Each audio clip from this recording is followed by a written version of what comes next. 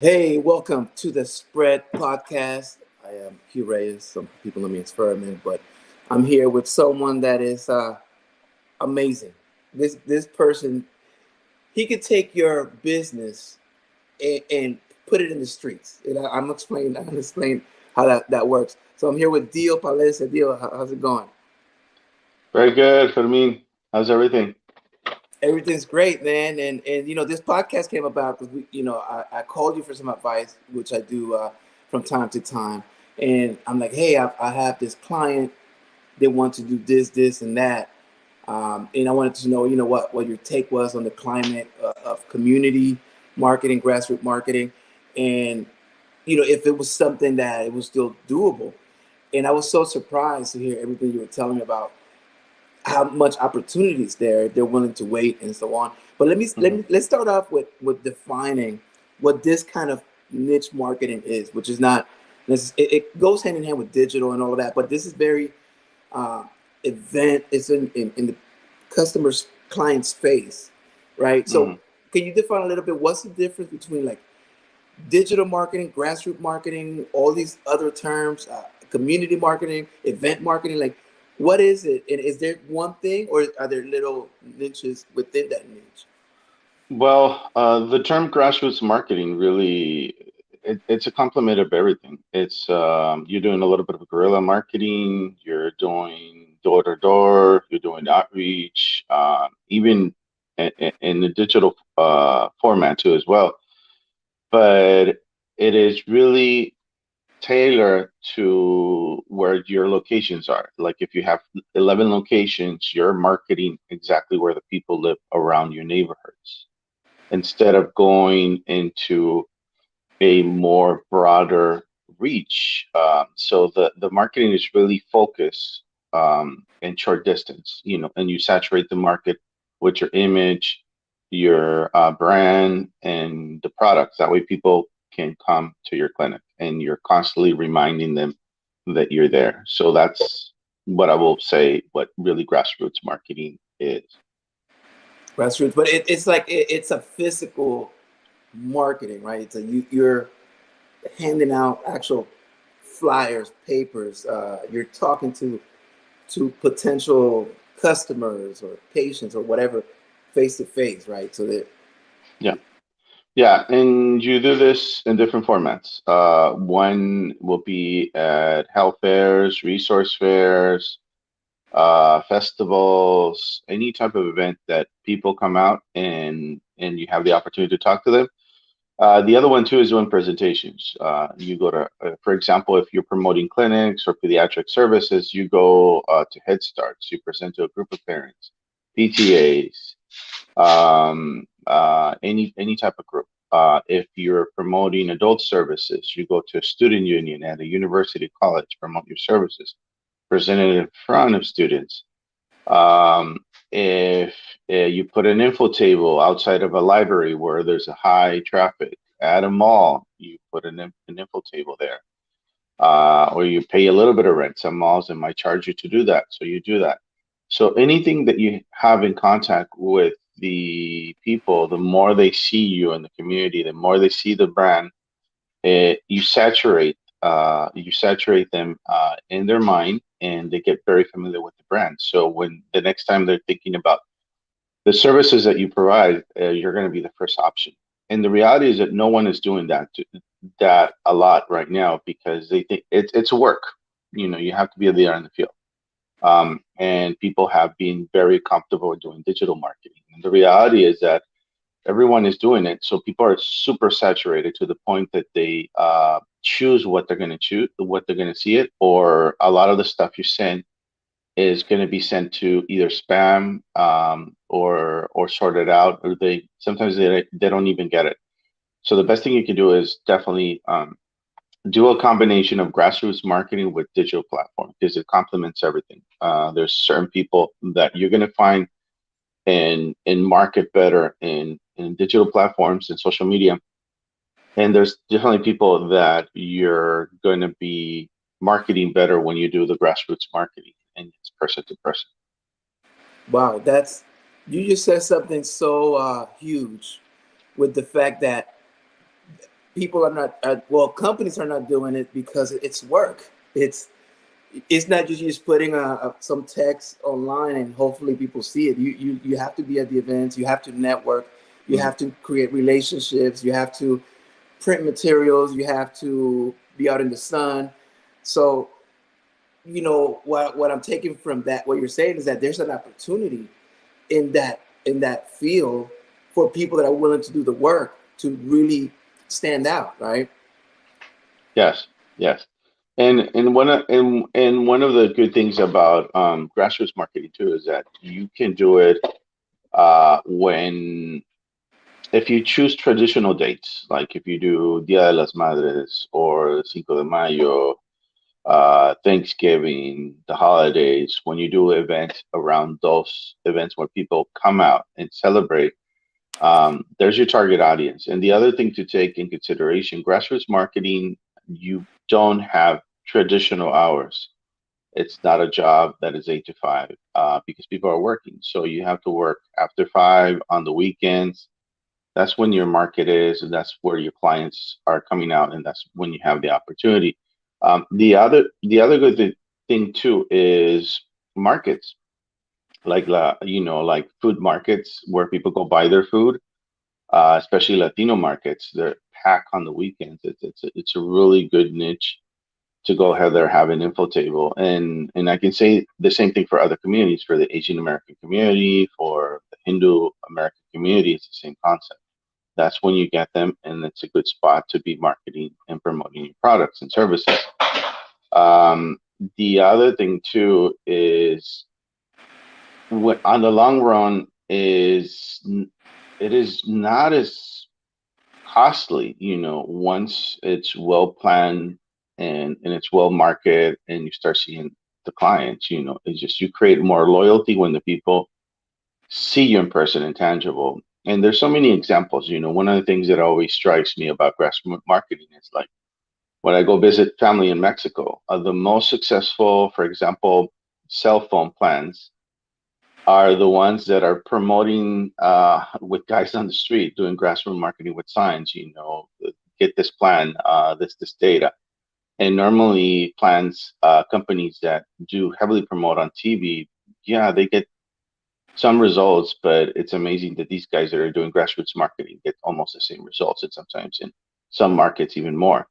So there is a power and there's a benefit to it, but it needs to be well done, and it requires hard work. So it's not, you have to you willing to put the work. Yeah, absolutely. No, that's great information. And if companies or brands or people with products are listening to this, I think that's it's a lost art. I think also there's probably companies doing this kind of community marketing, but the competition is a lot lower than, for example, everybody now is a social media expert. Everyone, like every person that has a Facebook now is a social media expert. Everybody's selling those services. Everybody's selling Google ads. Everybody is doing the easy work, if we were to compare it. Um, and with this, there's the few companies that are out there. They're in demand because Hmm. there's not a lot of them, and that not a lot of them can actually set this up in the right way to Hmm. to be at the places and to have the relationships with the, for example, the market, the supermarket, to be able to speak to someone and let you put a little booth there, or start some kind of partnership. So how do you go about starting those partnerships to set up a booth somewhere, or how do you know if it's you need a permit, or does it matter, or how does that work? Well, it's going to depend if you are a nonprofit or profit, or you're partnering with a nonprofit, because that's going to determine if there's a charge or there's no charge. Like if it's a community event, health fair, most likely there's no charge. And those ones are really large events, and it's something that you just need to register and have staff there to promote your services. And then there's festivals where obviously there's going to be a charge, and that is going to determine.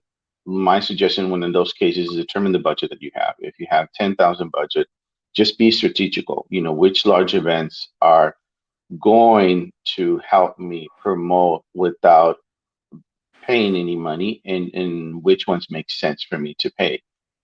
Just because you go to an event like Cinco de Mayo, 4th of July, or Turkey Trot, and you spend $2,000, that doesn't mean that there's going to be new services. You're better off if you go for, like, for example, Cardenas or La Regional or Ranch 99, and they let you put an info table for free. Or if you pay a little bit, you're going to get more clients. You're going to be able to talk to more. You're going to be able to get some names to make appointments, whatever the case is, or the services that you're providing, than going to a mass event where people, the goal is to have fun, have a little bit of drinks, dance, hear music. So it's very knowing your market and being involved. In what is going to help you with that is, like, if you are involved in the community and local collaborates, there's like Financial Health Week, there's a Safety Net collaborate. There's so many of them, and those ones give you an idea of which events are going to be free, which events are going to you're going to be paying, and then that will put you in a better position to determine, plan ahead. When you're fresh and you don't know, the first year you're experimenting, you're seeing, which events works, which ones don't. After the first year, then you're going to determine, this makes sense. Um, the other thing too is that if you hire someone that is an expert, can guide you, it will pretty much advise you, this is the pros and cons of these events. This what it makes sense in the local market. And across the board in the US, or is the similarities are very similar. So once you get experience, you will know which markets, and you do a little bit of research to That's determine. great. And then going into even the smaller spaces, like the ones you mentioned about the Latino grocery store, right? Where it's not necessarily an event, but there's a lot of traffic there. You get permission from the store, Yeah. or how does that work?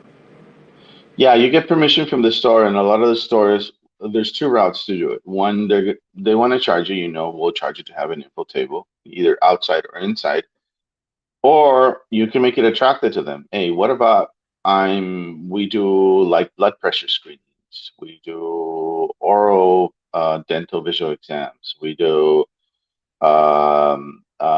cholesterol, any type of screening, or we'll do flu shots. So when you try to complement something that is going to benefit their clients, they're willing to do it for free.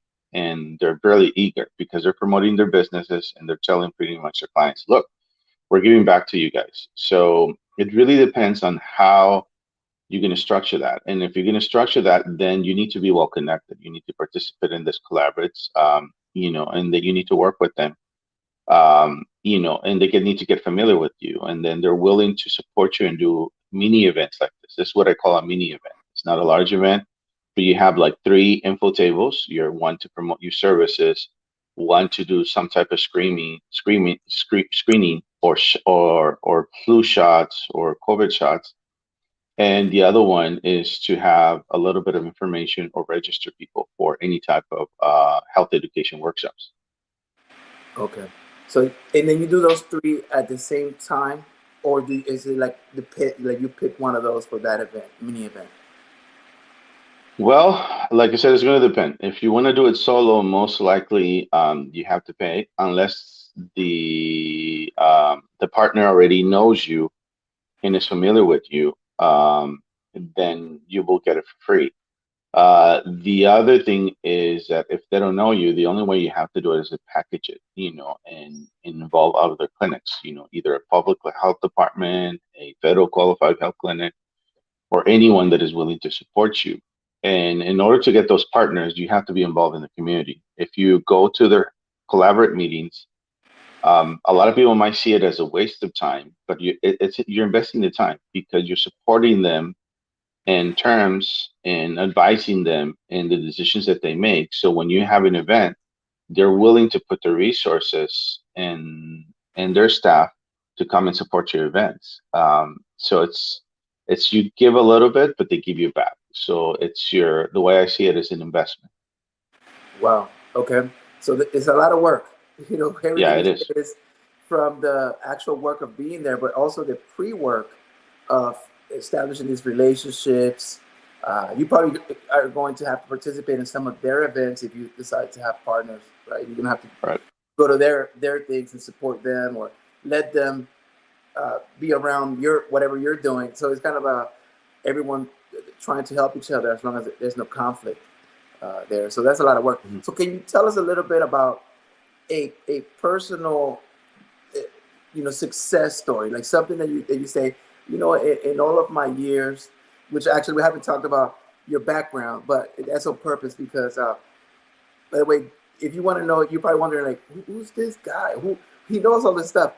You're gonna have to contact him, and he'll tell you all this story because that's his sell. That's his selling point. Obviously, an expert on grassroots community marketing and all marketing.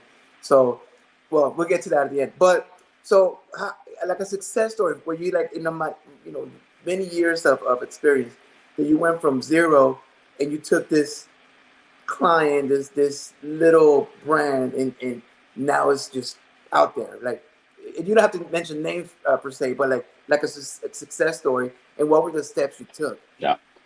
Well, there's so many of them. So I perhaps I can give you a couple. One was a friend of mine called me. He was opening a shop, and this is in Mexico. He's trying to sell cell phone plans, right? So I tell him, well, what are you doing? And he's saying, I hire an expert at social media. We're doing all these platforms, but I'm just not generating flow. And I'm in an ideal location and I just have no clients. And I tell him, well, that is great. Continue doing that. But are you doing any grassroots marketing? And first question he told me is, what is grassroots marketing? It's like, well, you have to be on the field. I did explain to him. So we created a plan for him to be with signs, local guys in the corners on major cross streets where people can see the location. And then we created a plan for them to start going to events. And then there was a few local churches. So we put info tables. So I created a plan for them to have info tables when people were coming out of mass. And there's something called the farmers market over there called tianguis. In Mexico, they're called tianguis. So we put about that. In 6 months, he starts seeing clients. Now he has 11 locations spread out, and he keeps growing. And that's his strategy. He is not investing no longer money on television, radio. He continues to do social media. He's maintaining that. But the main meat of his product is pretty much the grassroots that he does on a daily basis. And he has become very successful, and he has to strategize on how to do the marketing. The other one I can tell you is dental clinics. Have helped a lot of organizations grow from one clinic to there was one organization that grew almost to more than 100 dental clinics. And the moment they stopped doing grassroots marketing, the number of patients went down, and then they were closing, clinics to the point that they had to call me back. It's like, can we do that again? So grassroots marketing is really effective. So you have to know the main thing is your product, who consumes your product, your client, and where do your clients live? Are your clients people that live at homes, a residency? Are your clients our corporate clients? Are they business? Because that makes a difference too. Um, The other one too is also we were doing for a nonprofit. This is another example. We were trying to implement health workshops in a corporate setting. So meaning that we will give the workshops, and then obviously we will get funding, to sponsorships. And they were struggling, and the reason is because they were doing just social media, LinkedIn, contacts, emails, and it's I'm like, no, you need to go meet the person, make an effort. So we start going to a lot of these events. We asked to have what is it? Information and inviting us, and we can sample for free. And then they like it and they invite us. And now we have multiple sponsorships, that goes anywhere from 50 to 350,000. And we're seeing organizations that have multiple campuses and have multiple staff. And we're hitting a lot of the companies, not only in Silicon Valley here in the Bay Area, but also in parts like where they have campuses like in Guadalajara. They also have a large Silicon Valley there, and then in Texas. So and it's just through nonprofits. So I can give you examples of clinics, nonprofits, local businesses. So it's about grassroots marketing, and it takes time. One of the things that I'm really clear when I'm organizing a plan, you're not going to see results in less than a year. It takes time. If it's a nonprofit, it's going to take about 6 months. If it's a profit, it's going to take about a year. You have to be patient. You're Wow. investing. So you have to be willing to go for that long Yes. run of a year. Yeah. That's Yeah. important. Yeah. And once you do that, the reality is that you develop loyalty if you maintain everything, and you're going to have clients for a long time, long time. Um, the other thing too, I'm working right now with the supermarket, that the owner was saying, I have 9 locations. One of the concerns is that my clients suffer a lot from diabetes, cholesterol. What can I do? I'm afraid if I use other products, I'm going to lose my clients. And I tell them, well, no, if you do it culturally appropriate and you educate them and you start inviting social services, health services, other nonprofits, teaching them how to use the traditional products that they use to be healthy. And by that, having a healthy client, actually, they're going to live longer, and you're going to have a client. You're going to have a client for many years instead of still offering the same products. They're going to be unhealthy. Their span life it's going to be less. And he did that.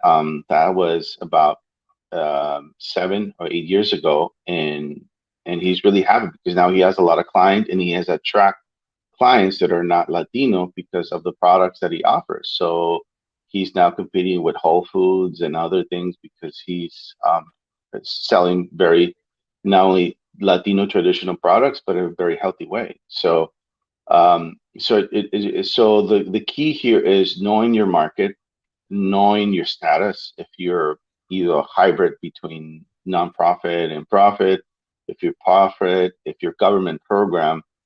So all of that is going to determine how are you going to do your grassroots marketing, and also knowing if your clients are corporate or they're in a workplace or they're residential. That makes a difference. And how do you going to tailor your marketing, your grassroots marketing?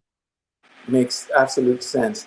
And then going into a little bit of a budget, right? Because I think that that's the hardest question that Yeah. everybody has about how much should I spend? How much actually does it cost? Because I mean, they can ask you how much does it cost, but it's not a price like you go to Walmart and you see something like that's Yeah. $2.99. It's more about, well, what's your, well, I'll let you tell her like what's the cost of grassroots campaign, or what's the range, or what do you get for certain budgets? Well, it's going to depend on the size of your um of your company and how big you are. One of the things that I recommend when people approach me, it's the first question I ask, and then say, "Well, it's only me, my wife, and my kids," and then the marketing campaign is going to be done by you guys because you don't have, you know, money to hire someone. And then you need to put aside anywhere from 5,000 to 10,000 a year, and then we can develop a plan. This is some of the things that you're going to need. This is what you're going to print, either coupons or flyers, whatever it is. So it really depends on the organization. So I couldn't tell you, this is the right budget because it's going to depend on the organization. So if it's a small organization or company, I will say anywhere from 5,000 to 20,000 on a yearly basis. And from that, then we can determine and plan. This is some of the options, some of the things that you can do. If it's, for example, a county that is doing a campaign on COVID immunizations, and they're struggling to get people because they're doing everything on social media, then the budget would be bigger. We could say, well, we need to hire people. We need anywhere from, a quarter million to probably half a million or more. But in the long run, when you do the expenses of how much radio and TV you're spending on a monthly basis, you're going to be more productive. And so it really depends on the what type of program, what type of product, and how big the organization is. And that's the beauty of grassroots marketing. You can always make it fit according to their budget. Because a lot of people think they have to have a crazy budget. No, no, it's going to depend on your size, what type of market you are, and what makes sense to promote your business, service, program, or whatever you're offering. Well, and something interesting that you say that, for example, you say anywhere from 5,000 to 20,000 per year. So you're actually letting people know that you can't just do like a month, because that's not going No, to work. You need that year. So no. giving them the budget for a year puts it in their minds that this is money you're committing for this year, so you can see results. So that's a great way to look at it. I think for people that are looking for these kind of services, that you have to put that money aside for that year. Maybe you don't have it at the time, but just know that's a commitment that you have to Hmm. make if you want results. Because also you don't want to quit 3 months in and now you lost that money that you already put for those 3 months, right? Hmm. So good. So thank you so much, man. This has been um, like like I'm listening, and everything makes sense. It's things that we know as common sense, but the way you're putting it is it's more of a like practical. Like, okay, you literally have to just do the work. You have to put your head down, Yeah. do the work. There's no magic pill. There's no you have to do the work, but the rewards of doing that actual work, the grassroots work, are are bigger than social media. If Google tells you, oh well, 50 people called your Yeah. business, um, but you have no appointments. So here you have a way of people seeing you. Oh, we saw them at this fair. Now they're over here. They're everywhere. Now I'm driving by and I'm seeing the place, and so you kind of start building that brand within the community that matters. Because if you're in LA and someone in Miami is looking at your ad or something, it doesn't matter. So Yeah. thank you, Diaz. Yeah. Go ahead. No, and that's what I call saturation. You're saturating your brand in a good way, that you're creating that image and it's sticking to that and their mind, because they're seeing that image every place they go. Absolutely, and I think that's important as well. I think Coca-Cola, and a lot of the big brands have figured this out years ago. Where, for example, in Mexico, I'm sure you know that they give the taco stands Oh Coca-Cola yeah. chips and Coca-Cola signs and everything for free, because they're Yeah. really just using them as an advertising space. Yeah. They're the kings of grassroots marketing. I mean, that's the bottom line.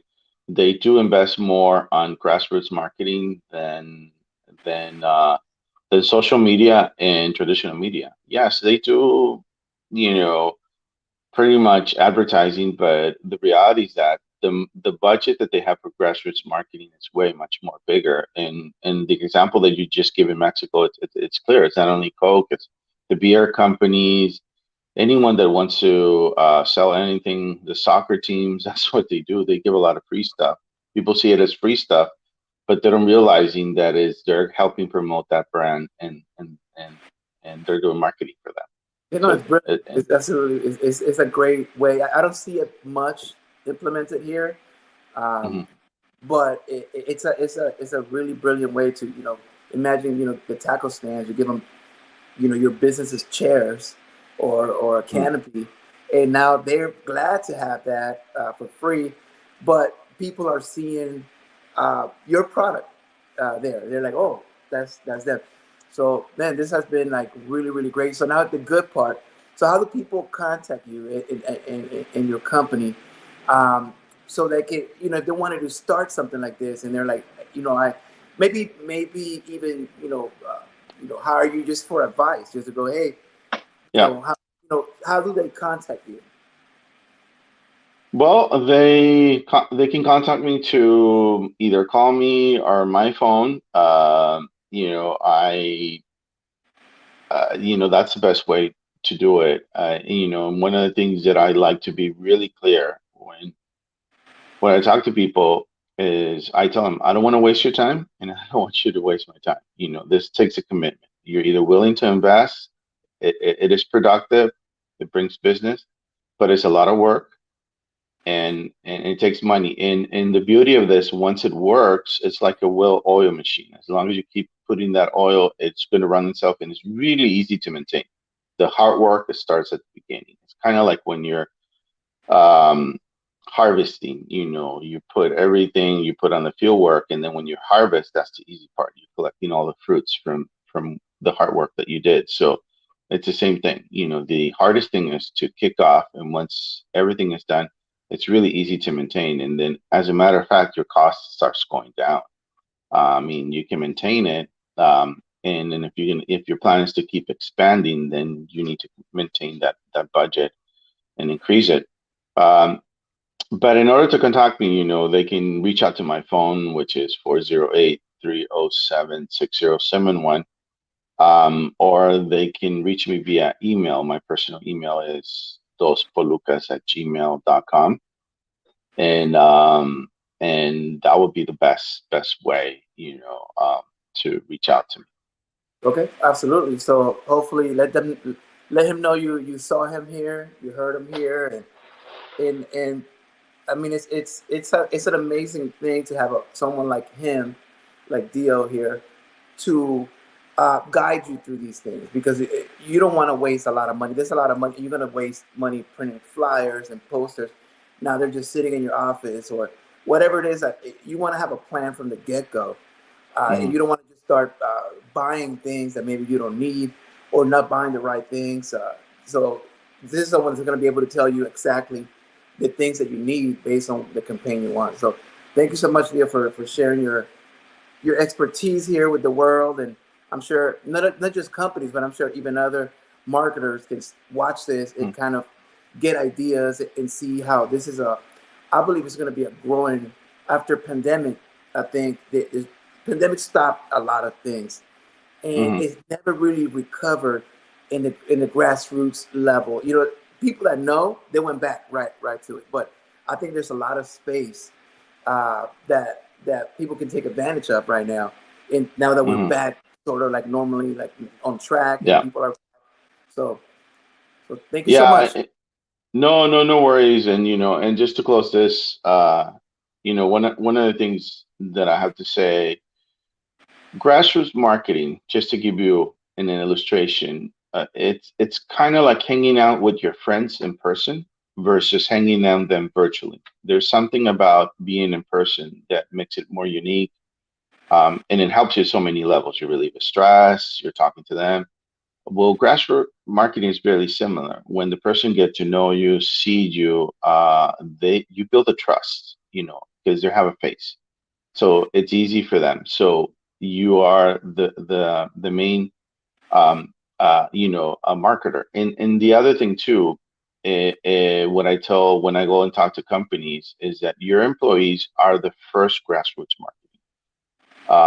When people come and get your services, if they provide great services, they're going to recommend your business because of the service that they did. So grassroots marketing really starts with your staff and your employees, and you have to teach them to know the product, to be proud of what you're selling, and that good service is it's the first line of grassroots marketing when people are you know provided with great services. So definitely it is something that it works, and it leaves a bigger impact on your product than doing it virtually. It's just you don't have any tangible. We're human beings, and there's something about experiencing and seeing it in person and visualizing the product versus seeing it virtually. It's not the same experience.